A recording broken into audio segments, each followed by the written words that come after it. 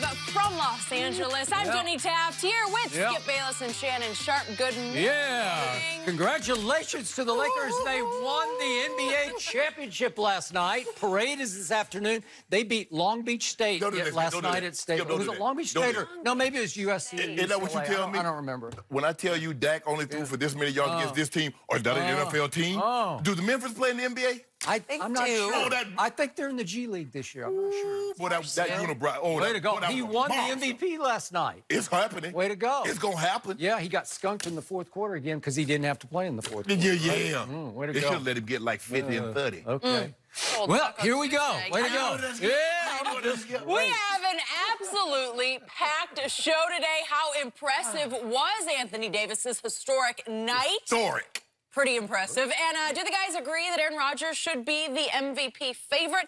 Not so sure they will agree there. We are going to start with the Cowboys. The NFL trade deadline came and went yesterday, and despite several rumors, no major trades occurred. According to one report, the Cowboys pursued Jets safety Jamal Adams up until the last minute. Dallas was willing to give up a first-round pick for the Pro Bowl safety, but that wasn't enough for the Jets. Adams, who is originally from Texas, denied reports that he requested to be traded to the Cowboys. So, Shannon, should Jerry have offered more than what was reported? No. I thought Jerry offering a first-round pick is a lot for a safety, Skip. And it's being reported they wanted the Khalil Mack type deal. Khalil Mack? Not for a safety. Skip, it's been reported that Jerry offered something like a first and a fourth. But they wanted a first, 2 seconds, and some compensation in 2021.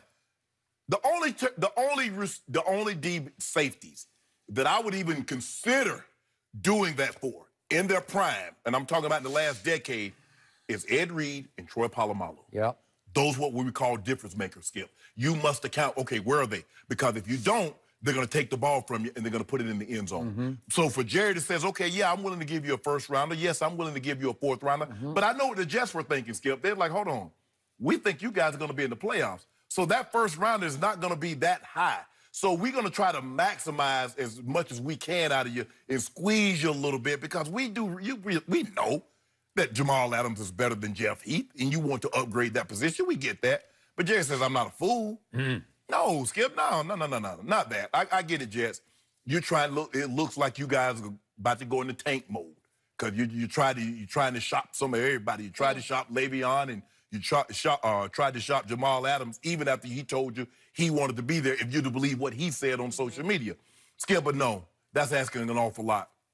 For a safety, normally the reason why Khalil Mack, Skip, is because what? Khalil Mack got traded, I think, on a Sunday or a Monday. He played that next Monday because you know what, Skip? Go get your quarterback. Don't worry about the coverage. Just line up right or left and go attack the quarterback. But you can't do that with a safety. Okay, just line up in the hole and just flow. No. He needs to understand schemes.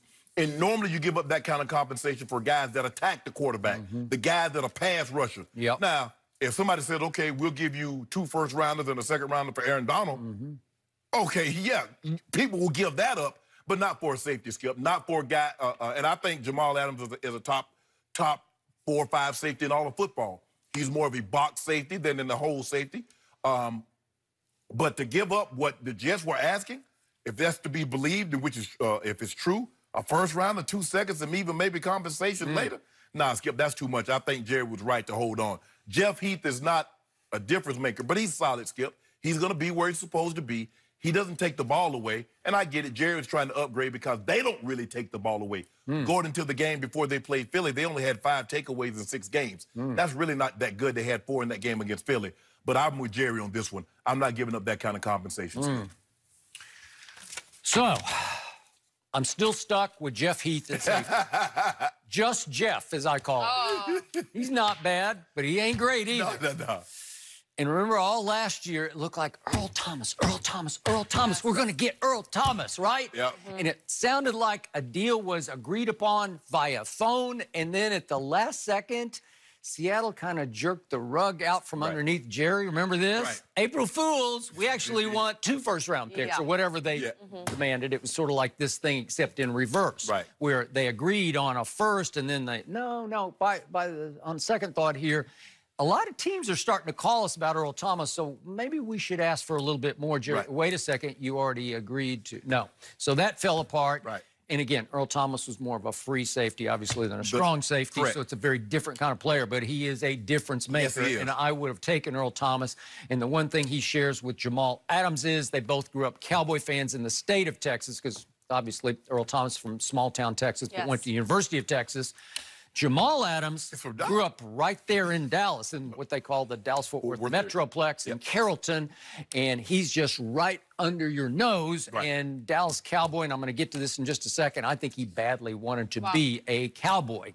So I will admit that through the afternoon yesterday, my hopes started rising just the way Jamal Adams' name did on trending Twitter U.S. topics. It started to go right up the ladder. And it got up there. It might have gotten to 1, but I know it was 2 or 3. And yet, I will say this. When the smoke cleared last night and I saw Jamal Adams' reaction to all of the above, and I started sifting through it, I must admit to you, from the bottom of my heart, I am very glad this deal fell through. I have never really trusted Jamal Adams' sort of makeup, his intangibles. He has become a little bit of a social media diva. He's got some Jalen Ramsey in him. I don't think he would have been a great chemistry fit for the Dallas Cowboy defense. And bottom line, how would you pay Jamal Adams when you're having a hard enough time paying Dak and Amari and Byron Jones and Wolf Hunter? And I can just keep going down the list of all those young, valuable Cowboys who've all paid dues for the Dallas Cowboys. And here would come this guy. You don't think he would command top safety dollar? He's got 1 more year left. Well, this is his 3rd year, right? So he has 4th year and an option. But here's the thing, Skip. But I mean, next year you'd have to start thinking about he'd want money. It would just send a bad message that you bring someone else in the locker room and you would even consider doing something before you took care of Dak and before you took care of Amari. I totally agree. So, yeah, to your point, just on the surface, is Jamal Adams a lot more gifted? He's not bigger. They're both about the same size. But is he faster than Jeff Heath? He's all of the above.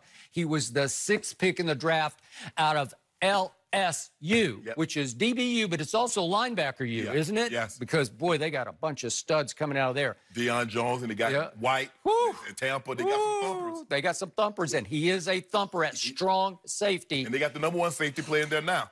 Jeff Heath, undrafted free agent from Saginaw Valley State, a native of Detroit, Michigan, not exactly cowboy country. So anyway, no real connection there, right? Detroit ain't not known as a football factory? I don't know. Not recently.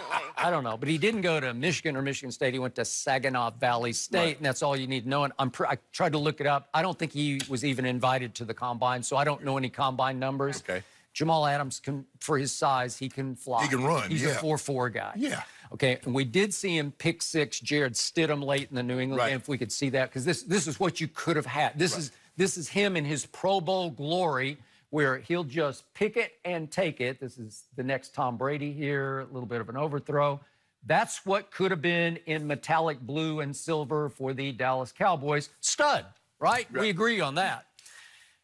What I can't buy, and by the way, he's ranked by Pro Football Focus the 7th best on just performance this year. He's the 7th best performing safety. Right now, Jeff Heath is the 55th best performing safety. I didn't even know there were 55 safeties in the league, right? Yeah, but you got 2 per team, so 64. So he's 55th out of 64. It just seems so many. Okay, back to Jamal Adams and his makeup. You might remember we had Jamal on the show because he had an issue with me because I took issue with him for at his Pro Bowl last year. Do you remember what he did to the New England Patriots mascot? He tackled him. Oh, yes. Tackled him, and I just said, you're better than that. There you go. Come on. The poor kid in that costume got annihilated and reportedly had to go to the hospital, but turned out okay. Right. But I'm like, Jamal, you're better than that. You don't have to go prove your manhood by running over the poor mascot. And he took him out, man. Yeah. Okay, so I thought, okay, grow up a little bit. And I do think Jamal still has some immaturity issues.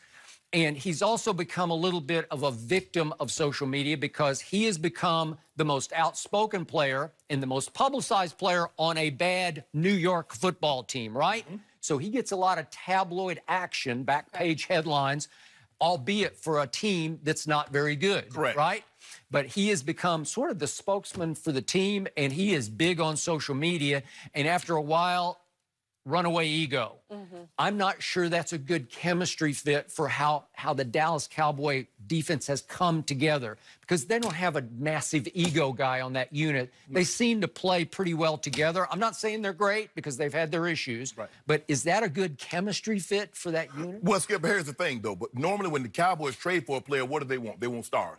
They traded for Charles Haley. They traded for Deion Sanders. So normally when they bring a guy... going back. Yeah, but you know, with Jerry's history, when he trades for a defensive player, he normally wants a star, because you're in Dallas and Jerry wants flash. Jeff Heath is blue collar. Jeff Heath got bro games. He got a hard hat. He got a lunch pail. He does.